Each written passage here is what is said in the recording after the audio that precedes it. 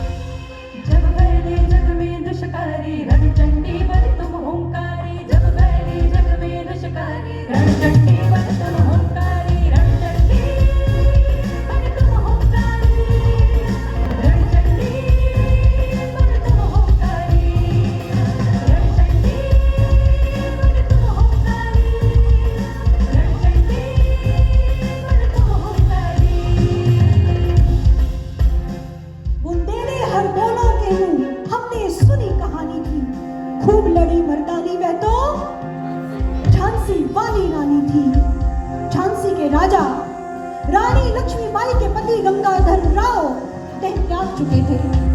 British अधिकारियों ने झांसी में संदेश भिजवाया, झांसी अब ब्रिटिश साम्राज्य का हिस्सा होगी, हम आपके दत्तक पुत्र को उत्तराधिकारी नहीं मानते। झांसी की रानी ने उसे चेतावनी के रूप में लिया। झांसी की रानी ने प्रतिकार किया और ललकारते हुए क्या कहा, आइए सुनते हैं। सिंहासन डोल उठे थे जब फिरंगी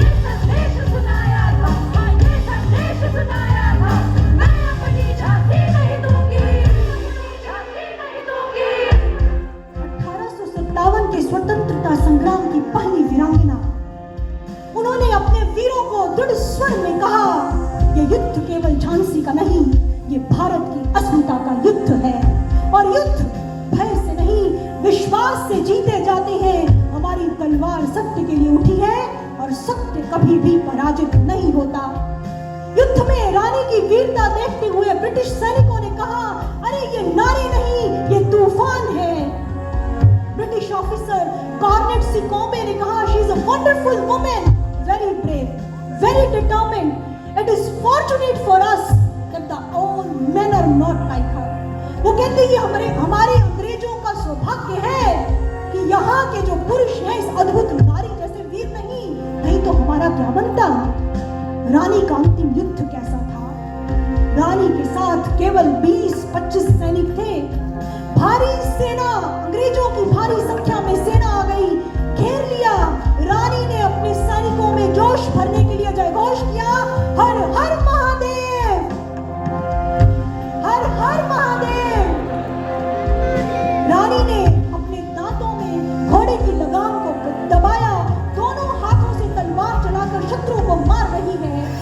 पीछे से एक शत्रु सैनिक ने रानी पर प्रहार कर दिया, रानी के पेट से रक्त की धारा बह निकली।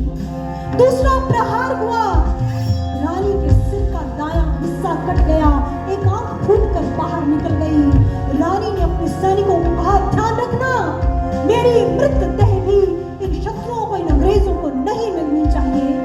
रानी पर तीसरा वार हुआ, रानी का अंग अंग टूट गया, लेकिन ऐसी गंभीर हालत में वीर गति को प्राप्त करने से पहले उस वीरांगना ने उन तीनों शत्रु सैनिकों को मार गिराया।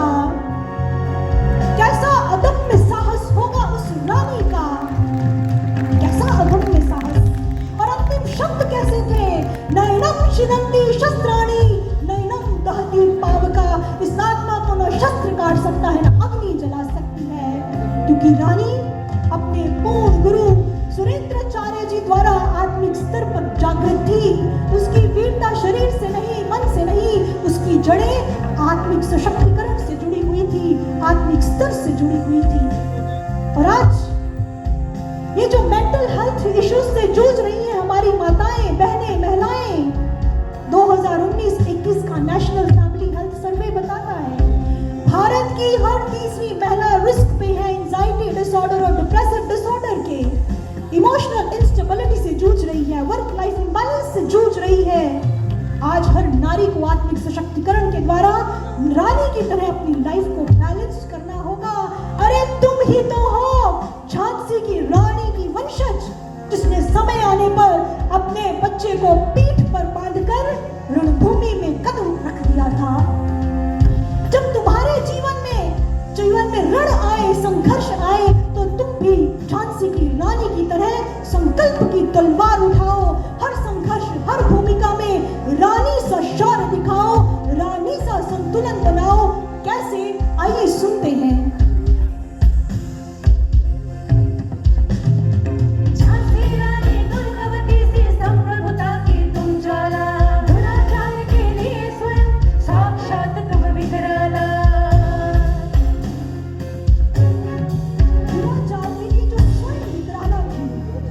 रानी पद्मावती, विलक्षण सौंदर्य की स्वामिनी रानी पद्मावती को खिलजी ने छल से पाना चाहा।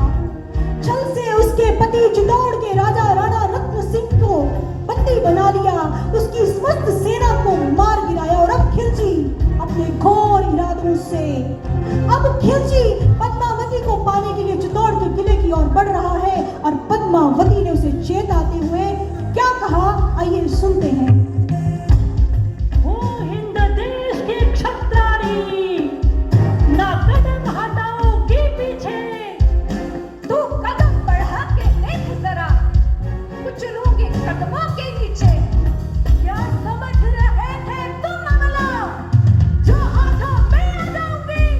यदि वक्त पड़ा तो अग्नि में जो हर का खेल दिखाऊंगी। मैं सौंदर्य नहीं, स्वाभिमान हूँ, धर्म की मैं पहचान हूँ।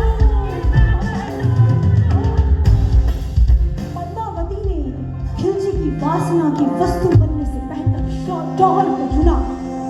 उसने कहा, मुझे अग्नि स्वीकार है, लेकिन मैं अपने आत्मसम्मान को नहीं खोऊंगी। ये शौर्य है एक वीरांगना का, एक वैदिक नारी का, क्योंकि उसे पता था अगर मेरी मृतदेह भी खिलजी को मिल गई तो वो उसके साथ भी दुर्व्यवहार करेगा। दिया आज की नारियों को, केवल नारियों को ही नहीं पुरुषों को भी संदेश दिया। ये विडंबना है आज हमारे देश की, आ रही है। इंडिया टुडे का सर्वे बताता है आज भारत में हर 5 में से एक इंडिविजुअल, मैरिड इंडिविजुअल, चाहे मेल है चाहे फीमेल है, उसका एक्स्ट्रा मैरिटल अफेयर है। ऐसे डेटिंग एप्स बन गई एक्स्ट्रा मैरिटल अफेयर्स के लिए और भारत में लगभग 30 लाख लोग, मैरिड इंडिविजुअल्स, मेल्स और फीमेल्स, इन डेटिंग एप्स का एक्स्ट्रा मैरिटल अफेयर्स के लिए प्रयोग कर रहे हैं। उज्जवल संस्कारों की भूमि पर क्यों ऐसा आघात है? आओ मिलकर पता लगाएं, कुछ न कुछ तो बात है। व्यक्ति अपने आप को फिजिकली सेटिस्फाई करने के लिए, अपनी लस्ट को सेटिस्फाई करने के लिए किसी भी हद तक जा रहा है। रिश्तों में इमोशनल कनेक्शन खत्म हो गए हैं। This time love is not meeting of two souls, it's collision of two egos. हर फाइट, हर डिसएग्रीमेंट में दो ईगोज लड़ रही होती हैं, झगड़ रही होती हैं, ये प्रूव करने के लिए कौन सही है, कौन बेहतर है। हम भूल गए हैं ईगो और सेल्फ रिस्पेक्ट के बीच का डिफरेंस। कैसे जान पाएंगे अपनी सेल्फ रिस्पेक्ट और दूसरों की सेल्फ रिस्पेक्ट को? तभी समझ पाएंगे जब हम अपने रियल सेल्फ को जानेंगे। आत्म साक्षात्कार होगा तभी तो आत्मसम्मान समझ में आएगा। और रानी पद्मावती ने यही संदेश दिया। उसने कहा मेरा रूप मेरा आभूषण है, लेकिन मेरा आत्मसम्मान मेरा अस्त्र है। The most powerful weapon on the earth is the human soul on fire. इस दुनिया पर सबसे बड़ा शस्त्र कौन सा है? एक जागृत आत्मा। और आज अगर हर स्त्री अपने आत्मसम्मान को चुन ले तो कोई भी खिलजी उसे अपनी वासना की वस्तु नहीं बना पाएगा। और यही संदेश रानी पद्मावती दे रही है। आइए सुनते हैं।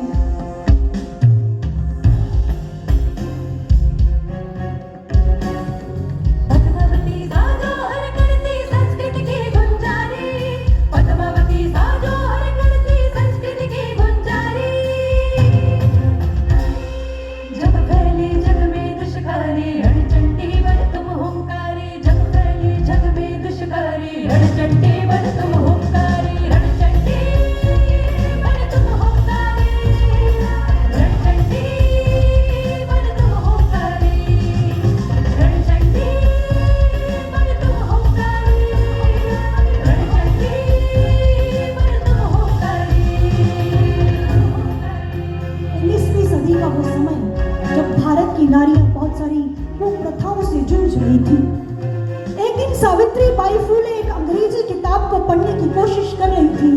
उसके पिता ने उसके हाथ से किताब छीनकर फाड़ दी कि बेटी तुम्हें शिक्षा का अधिकार नहीं। सावित्री बाई फुले का बाल मन उस दिन एक हट कर बैठा। मेरे और मेरे जैसी जितनी भी लड़कियां हैं उन्हें शिक्षा का अधिकार मिलकर रहेगा। 17 साल की छोटी सी उम्र में ही सावित्री बाई फुले ने लड़कियों को पढ़ाने के लिए स्कूल खोला। शिक्षा के विरोधी, नारी शिक्षा के विरोधियों ने कहा यह समाज की मर्यादा के विरुद्ध है। सावित्री बाई ने कहा अगर नारी शिक्षा पाप है तो मैं ये पाप हर रोज करूंगी। अगर मेरे ज्ञान से तुम्हारा अज्ञान जलता है तो मैं हर रोज उसे जलाऊंगी। जब वो रोज स्कूल जाती उस पर पत्थर फेंके जाते, कीचड़ फेंका जाता, लेकिन हर रोज वो अपने साथ एक अतिरिक्त साड़ी लेकर स्कूल जाती। एक दिन एक व्यक्ति ने हद कर दी, उसका रास्ता रोका, उसे चेताते हुए कहा अगर तुमने ये स्कूल बंद नहीं किए तो मुझसे बुरा कोई नहीं होगा। वो किसी भी तरह से सावित्री बाई का रास्ता छोड़ नहीं रहा था। सावित्री बाई को अपने संकल्प के साथ समझौता स्वीकार नहीं था। एक जोरदार तमाचा जड़ते हुए सावित्री बाई ने उस व्यक्ति को क्या कहा, आइए सुनते हैं।